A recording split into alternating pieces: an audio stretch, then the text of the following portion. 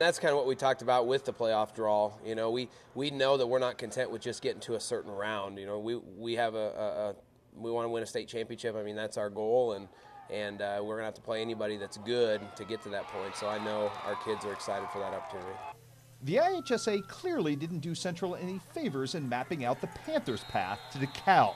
Certainly not in throwing up Jack Hockaday and Maroa Forsyth, or even arch rival Brown County as potential early round roadblocks. But Brad Dixon has framed that quest in a very different light. Obviously, it starts with Hayworth, but you know, the script's set up pretty well for a great run. And, you know, as far as our kids having a lot of games that they'll remember forever, but you know, we got to get by Hayworth first. And that won't be as easy a task as Hayworth's 5-4 record would suggest.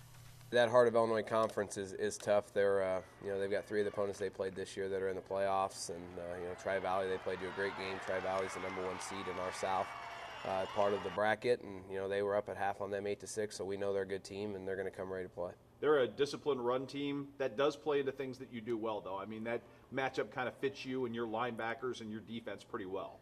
Yeah, it was good, I think, for us to play West Central in Week 9. You know, outside of these guys being in shotgun, they still want to run the ball like West Central, and they have some backs that they're very comparable in size and speed. So, you know, I think that was probably the best thing for us. You know, it starts with that fullback. They like to get him the ball in as many carries as they possibly can. He was the quarterback last year, so they do run some wildcat with him as well, where they will motion the quarterback out of the formation. So they do a lot of things to get him the football. We definitely have to stop that first and foremost and make some other guys on their team have to make plays. And bottom line, the team that does eventually oust Central from the playoffs will have to do what no opponent has done to date. That is, slow this potent Panther offense.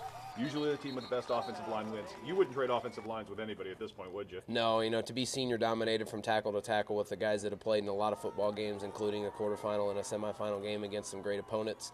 Our guys are very experienced and they've done a great job, and we've seen so many different defenses and gimmicks and things this year that I think we're prepared for anything someone's going to bring at us from a defensive perspective.